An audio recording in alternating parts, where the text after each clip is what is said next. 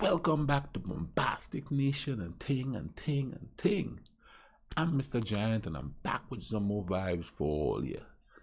Hope you guys having a good day out there. And somebody suggested that I watch this video here. It's called Heroes Among Us Incident at Bamber Ridge. And I have an idea what it is, but I'm not sure. So yeah, I never watch these videos unless I'm watching with you because we fam like that and Ting, you know what I'm saying and Ting. But let's go ahead and see what this is all about. Let's YouTube and simmer.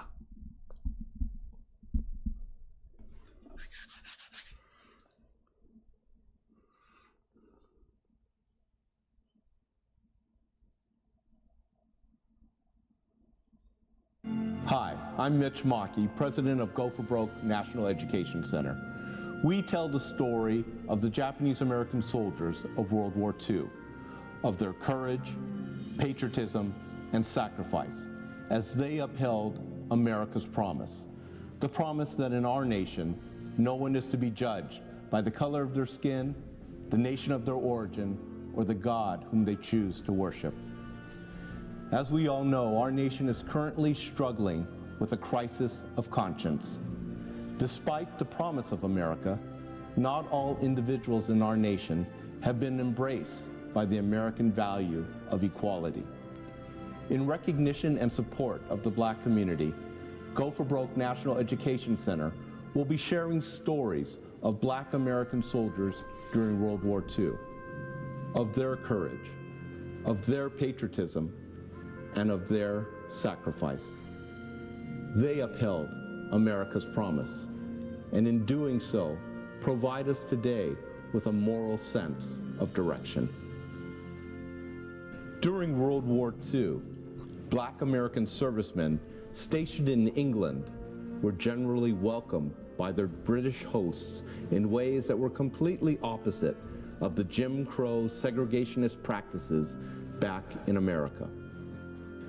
Black GIs would drink and socialize in mixed company in British pubs, where they were not only allowed to enter, but were warmly welcomed by the locals. Black soldiers saw around them a very different reality from that which they faced at home. A You know, I wonder how many of them never came back or came back and then say, hey, me out of here, you know what I mean? And okay, like a lot of Black musicians and stuff had to leave here and go there to become popular. And then they come back home and, you know, they kind of, you know, there's a couple, I think Josephine Baker was her name. Same thing, way more popular there than she was here, you know, because there's more freedom to get around, you know. And I'm assuming there's racism there. I mean, there's racism everywhere, you know, and I think everybody's guilty of it to an extent, you know, despite the color of the skin or anything like that. But, I know, and a lot of people, especially of color, you know, Americans, went there, got, you know, the careers going, especially in music and stuff like that, before they even come here. That was back then. I don't know how it is now because all this that stuff they play these days. But let's continue. Segregated society where they were welcomed as fellow fighters against fascism rather than second-class soldiers. The U.S. Army authorities, however, did not condone this equal treatment. 1943, the 1511th Quartermaster Truck Regiment, a segregated Black unit, was stationed outside the town of Bamber Bridge. U.S. military authorities demanded that the town's pubs impose racial restrictions. Whoa. So they demand the towns in somebody else's country to impose the segregationist ideas. Man, like, that's some ego to tell somebody, you know, no. That's ours. We tell you what to do with them. That's ours. You can't do nothing. Wow. Now if somebody was to come here and do that, boom, you know what I mean? You can't do that. This is our place. But they have the gall to tell these people in their country, you do what I say. but because they think they own these people. That's crazy, man. The 3 village pubs responded with signs that read, "Black troops only." Wow. On the evening of June 24th, black I kind of troops heard and about white this locals back in were the day, enjoying but I didn't look themselves into it at much. the old Hob Inn. At closing time, white military police arrived and tried to arrest Private Eugene Nunn, a black American soldier, not even for not wearing the proper uniform. Not even in their own country. They're going to come there and that's the whole ownership mentality right there. You know what I mean? Wow. Wow. They want them to... Let's keep going, man. But they were faced with white British soldiers, Yeah. both male and female, who sided with Nunn and his fellow soldiers. The incident escalated into a fist fight, and the military police were beaten back. Later, the MPs returned with reinforcements, and a battle developed in the street. Shots were Wow. fired, and Private William Crossland, one of the black soldiers, died with a bullet in his back. In his back. Uh-huh. Sounds familiar. 4 other injuries to black American soldiers occurred in a 5-hour confrontation, which ended at the Adams Hall Army Camp. The events of that night led to the death of 1 black soldier, significant injuries to several others, and the convictions of 27 black American soldiers, Wow. which would later be commuted or overturned. They're trying to go to have some fun, and these people are welcoming them, and they're like, no, you can't have fun. You're not equal. And then they charge them.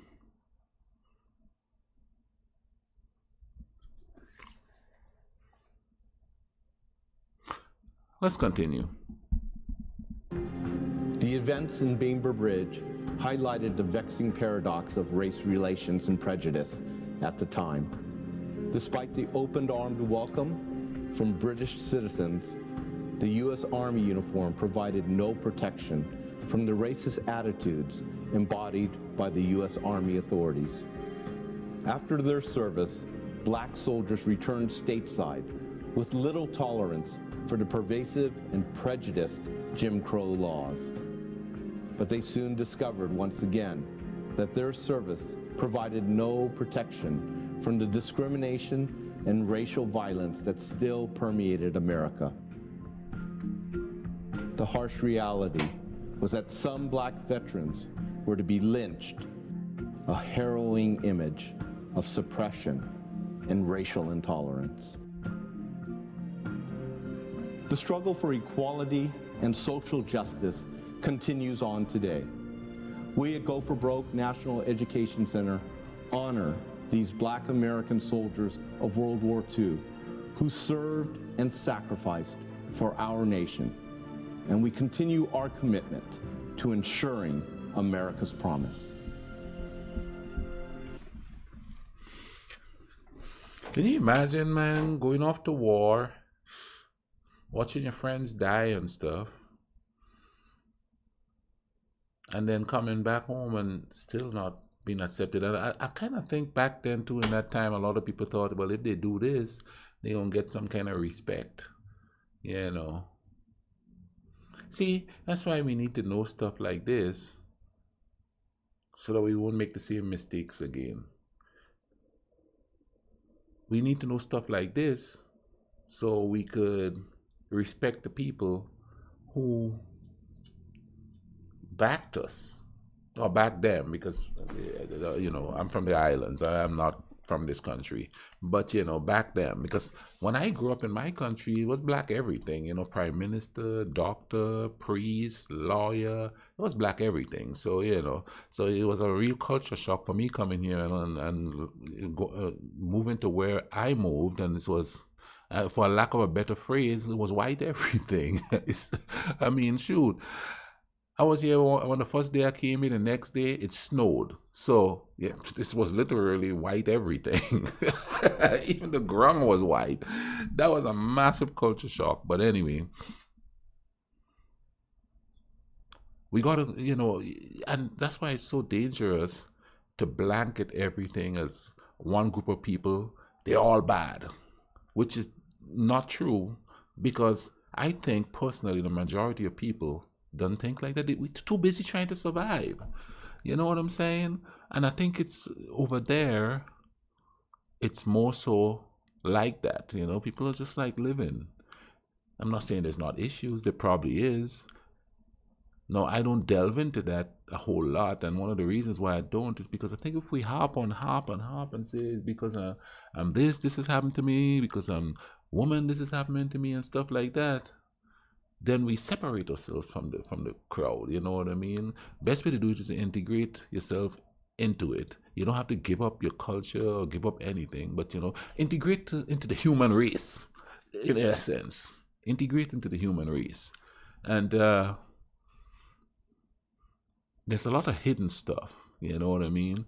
I've encountered it. I've hung out with people and go to the house, and then it's like, whoa, they actually believe this? You know what I mean? And then they expect you to go along with them because they believe a certain way. You know what I mean? Now, I'll be honest with you. Where I live here, 90% of my friends are white. That's just a fact right there. 90% of them, because they're the majority. So, you know what I mean? So 90% of them are white. Good people. And always back me up when I need backed up. You know what I mean? So I ain't got no problems like that, And then there's groups. I remember there's a group of, I don't know what they call themselves, but anyway, it's a black group. And I have a really, really, really close friend, Scott Hall. He's done the podcast with me, radio shows with me. We hung out and stuff a lot. I know his parents and all of that. And I remember a black guy telling me he's gonna turn on you one day, and I'm like, are you kidding me? That dude, we just human here chilling. When my parents died, he was the one that hung out with me to deal with it. You know what I mean? So. But that's the human thing. That's the human thing. His parents taught him to be human. Just like my mom taught me to be human. And it doesn't matter what, any of that other stuff. Nationality, ethnicity, race, whatever you want to call it. It doesn't matter. Human is a human. You know what I'm saying? So, and in one of the video I did about what was that? The British fight against slavery and stuff. And somebody else, because of my reaction at the time, said that I'm playing the victim. And I was like, why am I playing the victim here? You know what I mean? Especially when people, and there it is. You see, I got lumped into a group, not really knowing who I am. Now, some people may have different reactions to it. I should have taken it as a learning experience, but at the time, something happened. And I was kind of, and the thing about it is the blame game and all of that. Well, this person did this and that person did this.